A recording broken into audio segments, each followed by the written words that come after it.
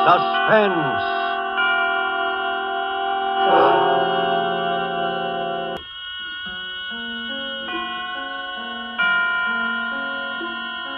This is the Man in Black, here to introduce this weekly half hour of Suspense.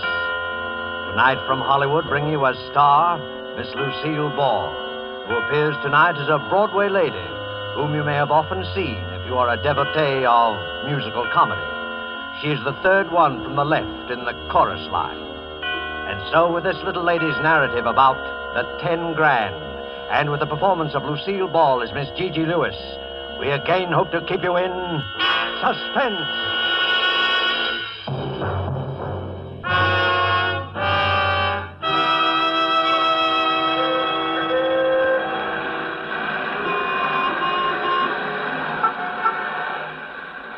Well, on this particular night, I'm standing in front of the Broadway Lindy's with my nose practically pasted against the window. It's late and I'm hungry. I've been pounding the pavements all day doing the rounds of the manager's offices.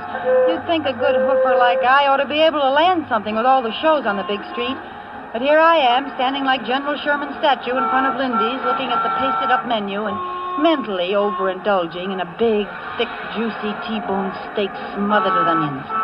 That comfortable crowd inside there can toy politely with their chicken sandwiches and their shrimp cocktails for all I care. Just give me a T-bone smothered with onions. Here I am with 5 cents in my handbag, literally. Enough for the ride home in the subway, no extra charge for the empty stomach. Well, anyway, I could take my shoes off when I get in the subway. I turn around and give Lindy's one last sorrowful gander and then make for the subway entrance.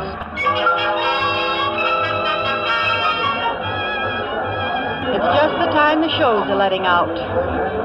Plenty of people from the taxi set are taking the subway home these nights, being short on tires and gas. So I get in that Times Square jam that looks like 5 o'clock p.m. and feels like a Russian pincers movement on the Polish border. I'm getting shoved toward the turnstile, so I quick try to get my handbag open to reach for that lonesome nickel. All of a sudden, I feel something jerk out of my hand. My bag is gone. I try to yell, "Stop! Hey, stop!" I twist around and see somebody, a little guy with short bow legs, running toward the stairs. "Stop that guy! Stop that guy! He's got my purse!" Stop him! Trying to break out of the mob and after the purse snatcher, but I'm like the ace of spades being dealt off the bottom of the pack. When I'm finally in the clear a little, I see a tall guy running after that little guy who has my purse. They both disappear around the corner and up the steps. There's plenty of commotion in the crowd. You'd think there was $1 million in my handbag for all the fuss they're making. But I don't stop to think about anything except that I lost my fare home. I take out after the tall guy. When I get to the foot of the stairs, the tall guy's coming down again. And he's got my bag in his hand. He's smiling a big, wide smile at me, and I'm gazing gratefully up into his big brown eyes and noticing the way his hairline ain't receding any. Just the guy to go around rescuing ladies in distress. Regular Sir Galahad or somebody. Is this yours, miss? Yeah. Gee, how can I ever thank you? Think nothing of it. Here you are. What about the guy, the thief? Oh, there was a cop on the street. He'll take care of you. What about you? You're all right, aren't you? Oh, sure, I'm all right. You look kind of pale. I guess it would have been pretty tough to lose your purse that way, especially this late at night. Oh, I don't know why you bothered, really. Nothing but a nickel in it, anyway. I don't carry much with me when I'm out at night. A nickel will get you home. He's smiling at me again, and my heart's saying, "Oh, brother." We both start towards the mob at the turnstile, and I'm busy hoping he's going my way so we can sort of get better acquainted, you know. Well, good night. Hang on to that pocketbook now. Well, aren't you, well, good night. I'm caught in that mob at the turnstile again, and the train's coming in. Somehow, the way you do in crowds, I lose sight of him. And I gotta concentrate on digging out that nickel to put in the slot. I open up my bag and find the nickel all right, and then my heart almost stops.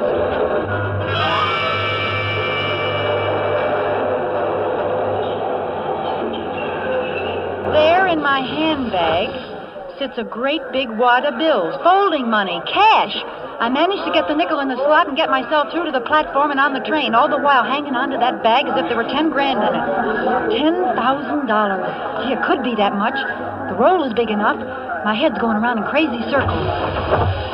The doors close behind me and everybody in the car is rushing to find a seat. Over the noise, I hear some contented soul whistling. I grab a seat next to a fat man who's taking up most of it. I sit there hanging onto my bag, not daring to look inside. I tell myself I'm dreaming. There's not really a big roll of bills in there. Extreme hunger is giving me the DTs. How would I get a bankroll as big as your fist? What am I doing with money? Then I remember the purse snatcher. He must have put it there. But why? The fat guy next to me tries to drum up a conversation. Nice night, ain't it? Yeah, cold. You the young lady what got her purse snatched? Yeah. Lucky thing you got it back, ain't it? Yeah, very lucky. I always say it ain't good for a young lady, especially a nice-looking dame like you, to carry a lot of money around when she's out nights. Huh? What makes you think I got a lot of money? Well, the way you carried on when that fella snatched your purse. Oh, yeah. I'm showing this fat palooka by my attitude that I don't go for conversing. I'm sitting there looking straight at the wall ads, and the one across from me is a big photo in natural color of Miss Subway in 1944. A Brooklyn girl, all dressed up and dripping with furs, and probably wearing Chanel No. 5. Money. All the money I need. No more pounding the pavements and waiting in outer offices for some two-bit job in a show that's due to close opening night. Clothes. A fur, maybe. Chanel No. 5, maybe. An apartment downtown with a switchboard to announce people instead of a fifth-floor walk-up in the Bronx. Food. T-bone steak smothered in onions. Just walk right in and order it. Fun. Maybe go to a nightclub and... Say, though, maybe it's counterfeit dough. Maybe. See those guys coming through? They're cops. How do you know? They might be the Rover boys. I can spot a plainclothes dick in a minute. They all look alike. They all got a certain purrs and noise. Well, that don't prove they're dicks. I don't know. Maybe it's the way they part their hairs. Plain clothesmen. Looking for something, Hot money, maybe. So, suppose I'm found with it. How am I going to prove somebody planted it on me? I can see them laughing at that one now. That's a good one. Ha, ha, ha. She didn't steal the dough, honest. She just found it in her purse. Ha, ha. That's a good one. Lock her up 25 years. Well, good night, little lady. I'm getting off here. This your stop? No, thanks. I go further uptown. Well, good night. I'm certainly glad you found your purse. Good night, fatso. The Rover boys pass on through, and I decide to sneak another look at my bag. I open it up very carefully. The bankroll's there, all right. Some of the bills are in big denominations, too. There could be 10 grand, and it looks like the real thing. But there's also something else, something I didn't see before, a piece of paper stuffed into the roll. I reach in and get it, looking around to see if I'm being watched. All I see in the car is sleepy people, so I unfold the paper and read what's scribbled on it. Get off at 161st Street and follow Yankee Doodle. That don't make sense. What's Yankee Doodle got to do with it? I get up and I'm making for the door when I hear it. And then I remember I've been hearing that whistling right along and didn't notice it.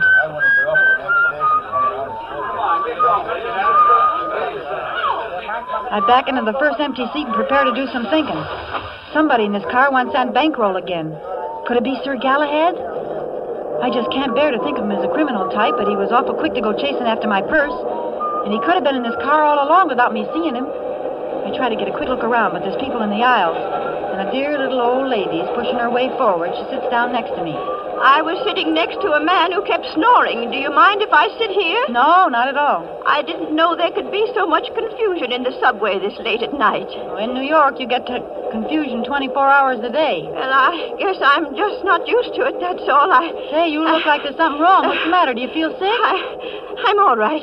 Oh. Hey, she's passed out. Won't somebody help me? This woman's sick. Here. Look out. Here, give her a slug of this. This'll bring her to. Thanks, that's swell. Now, look, lady, just take a swallow. Won't hurt you. Go on. Swallow it. That's it. Oh, I'm terribly sorry, really. Forget it. How do you feel? I can't imagine what happened. All at once, everything seemed to whirl around. Sure you're all right now? I'll be fine in just a moment. Here's your medicine, mister. Thanks. It's okay. You're awfully kind. I didn't think people were so kind in a big city like this. You better take it easy now. Where do you get off? What's that? Where do you get off? Oh, 169th Street. That's where my sister lives. I'm visiting her, you see, and I just thought I'd go downtown tonight and see a show and have a good time. Evelyn told me how to go on the subway, and everything was fine until just now. You're not hungry or anything? Oh, no. It's not that. I have plenty of money. At least I did have. Yeah? What happened to your money? Somebody stole my life savings. No, not really. Who'd do a thing like that? Eh? Who'd do a thing like that? Thing like that? Oh, I don't worry about it, you understand. I'll get the money back. How? Well, don't you remember the old saying? It takes a thief to catch a thief. I suppose so. Yes. Well, that's just how I plan to catch the person who stole my money. How much did you lose? What's that? How much did you lose? Oh, lose. Well, I had been saving it all my life, and there was at least, $10,000. Gee, that's too bad. Well, am I going to give it back to her if it turns out to be her money? How do I know she's not pulling a fast one? I remember that in shows it's always the dear old lady who fakes a faint to get sympathy when she's really the brains of the mob. Yeah. I noticed she got a big gulp from the bottle while she had the chance. Well, supposing she is on the level, would I give her the money when I have it here? 10 grand? And me practically in the lap of luxury? Would I? Oh, my. Listen, do you know how to whistle? What a strange thing to ask me. As a matter of fact, yes, I do. Well, I'm awfully fond of whistling. You are? Are you? Well, you know, I was judged the champion whistler of the Ladies' Auxiliary at church back home. Well, isn't that nice? Yes. Won't you whistle something for me? Oh, well, I couldn't. Not here. People would turn around and look at me. Well, you already caused quite a stir when you fainted. Oh, did I? Mm-hmm. Well, then, what would you like to hear? Yankee Doodle. Well, I'll try.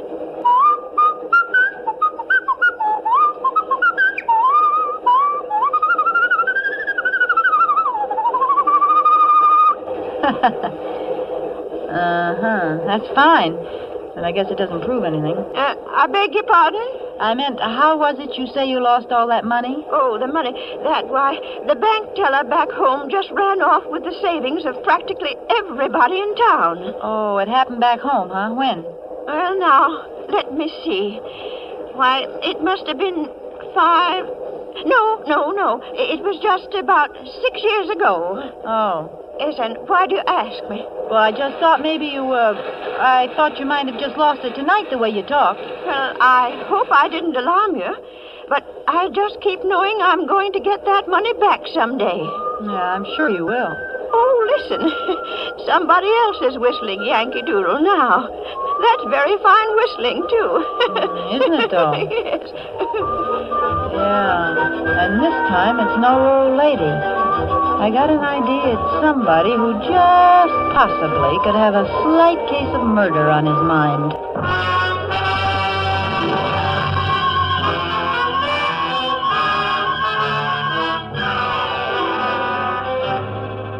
Tonight for Suspense, bring you as star Miss Lucille Ball, whom you have heard in the first act of The 10 Grand by Virginia Radcliffe. Tonight's adventure in Suspense.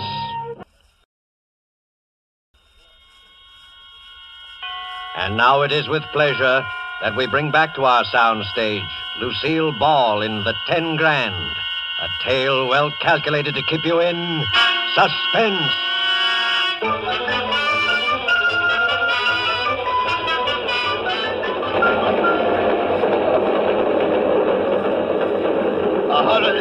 Street. 161st Street. Well, this is it. Oh, must have been dozing. Is this your station? Yeah, and the next stop is yours. Don't fall asleep and miss it now. Well, I won't. You've been very kind. I do want to thank you. No, think nothing of it. Well, good night. Good night, my dear. Now be careful crossing the street. Sure, don't worry. I'll be plenty careful. I get off the train. Stand for a minute on the platform looking around. I don't see Sir Galahad, but he could have gone through to another car and come out down the line. Several guys are on the platform, and they all hurry up the steps of the street. I go up, too. I look ahead at the block I have to travel.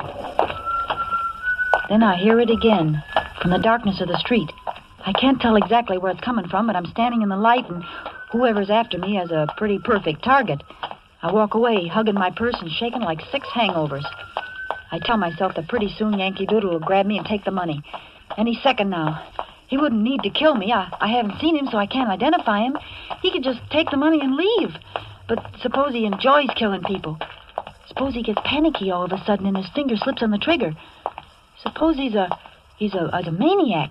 I think about screaming, but nobody'd hear me in time because screaming probably makes Yankee Doodle's trigger finger tremble. But why doesn't he do something? Why doesn't he take the money away from me and get it over with? Does he want me to offer it to him on a gold platter? Not Gigi. She's got a T-bone steak smothered in onions waiting for her if she ever gets out of this in one piece. But now I'm getting toward the next corner, and there's a dim street lamp on the other side. I see him. That's strange. He's been walking ahead of me all this time. Then I hear something else. Footsteps. Somebody behind me. I listen. That doesn't sound like the tread of somebody hurrying home to the little woman.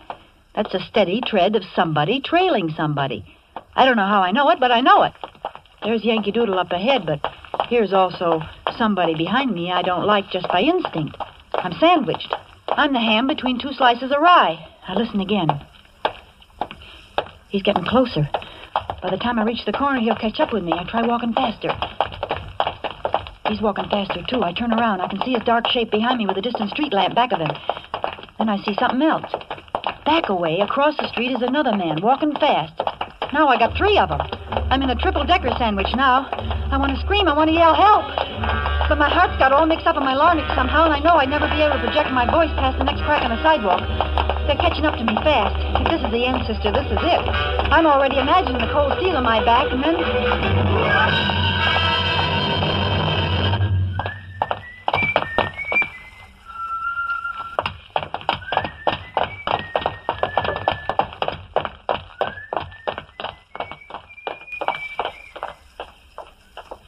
The 2 boys walk right on past me. Don't even give me a tumble. They're making time, and as the one on my side gets ahead of me, I see him nod to the one across the street. They're not tailing me. They're after Yankee Doodle. They heard him whistle, and they'll be catching up with him any minute now. I heave a big sigh of relief and consider a quick exit back to the subway with my 10 grand. I can just barely see the 2 of them as they come close to the next street lamp. They could be plainclothesmen, but I don't think so somehow. In that case, they got an illegal desire to get something they think Yankee Doodle's got. Or maybe Yankee Doodle's the illegal part of the deal. Suppose he turns out to be Sir Galahad. It's pretty confusing, and I ain't happy about it either way. But something, I don't know what, makes me take after the 2 Rover boys instead of going my own way while I got the chance. I look up ahead. Yankee Doodle's a block away now, and he stops for a second under a streetlight. He's listening, I can tell that, even though he's too far away for me to tell if he's Sir Galahad. Then quickly he disappears into the shadows again. I'm trying to keep my heels from clicking too loud, but they sound like drum beats, so I take my shoes off quick. The Rover boys are up on the corner now, but I'm making it by the time they're halfway down the next block. The street lamp must have burned out along here because it's blacker than a Schiaparelli dinner dress. If only a police car would come by or something. Maybe Winchell would be cruising with the boys, yeah, and then he'd give me a plug in his column and it'd be easy for me to get a job. Oh, what am I thinking about things like that for now? Besides, there ain't a car on the street. There hasn't been one since I got off the subway. Suddenly, out of the blackness, a hand grabs my arm, another covers my mouth. Be quiet. Don't scream. It's me. Here, let's get down in the stairway where they can't see us against the light. Now. You didn't need to choke me. Shh. They'll come back this way in a minute. As soon as they found out they'd lost me. How'd you get here? I thought you was way ahead of them. I was. I ducked in here and let them pass. Are you with me? Why should I be? It's my life or theirs. So what? I got your purse back for you. Yeah, Sir Galahad. You got my money. It could be their money. Yes, but it isn't. Wait, they're coming back. I got an idea. I'll step out and say something, and you... All right. Get up there quick. They're coming. Well, hiya, boys. Fancy seeing you here. Nice night, ain't it? Never mind, sister. We ain't got time to chat. Well, you needn't blind me with that flashlight. I just wanted to pass the time of day. Well, it ain't that time of day, so step aside and let... Hey, let him go. Hey, he was trying to get up. Let's make sure they're really out. Are you kidding? They're both out farther than the 12-mile limit. Then let's get away from here fast. Come on. Wait a minute. What's the matter? You don't want to be picked up around here, do you? Well, I gotta put my shoes on first, don't I? Say, do you know I broke my heel on that heel?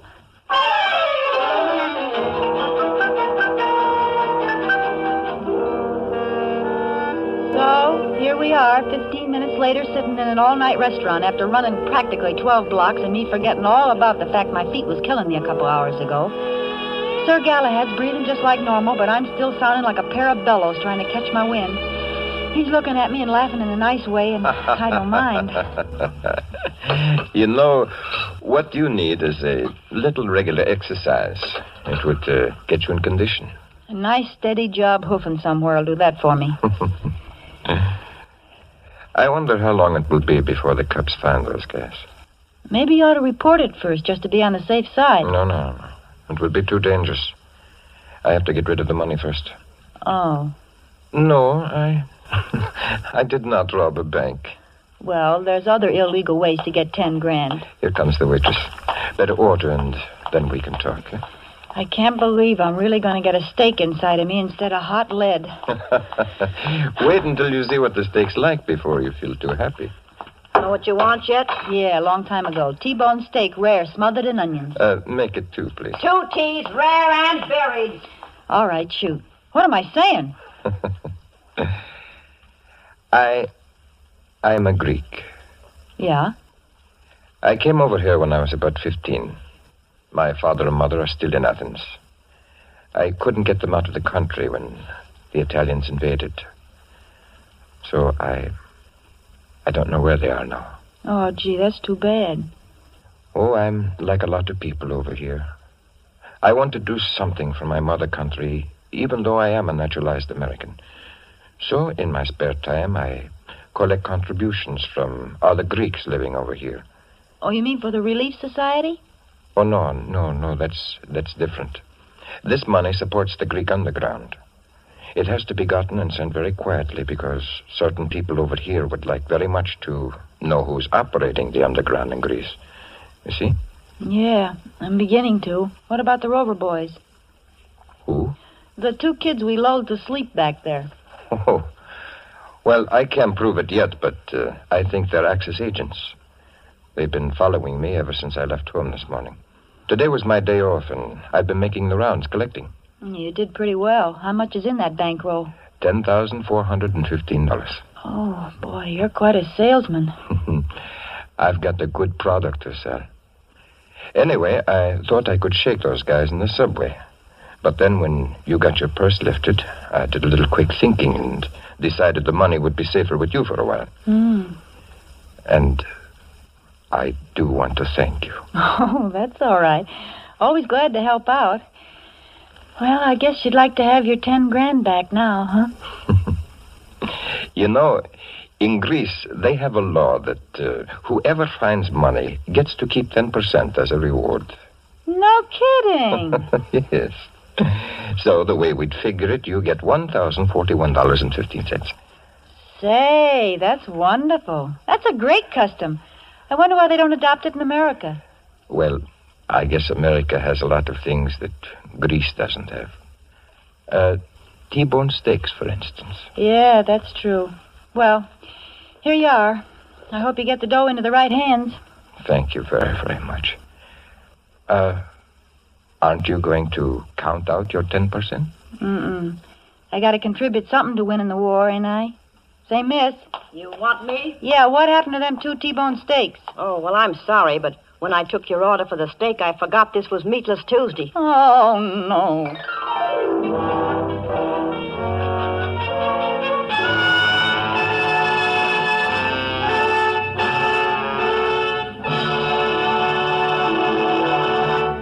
And so closes the 10 Grand, starring Lucille Ball. Tonight's tale of Suspense. Suspense is produced and directed by William Spear. This is Lucille Ball.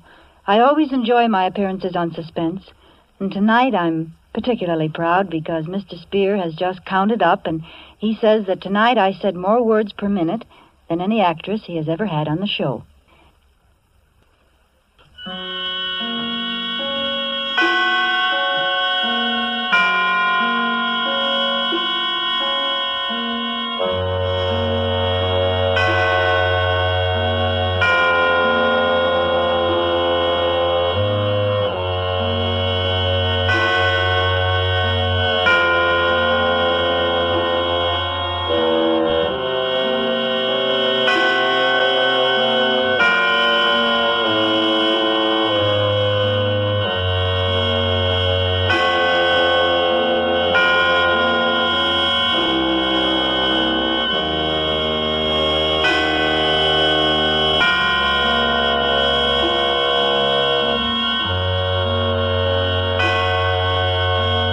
is CBS, the Columbia Broadcasting System.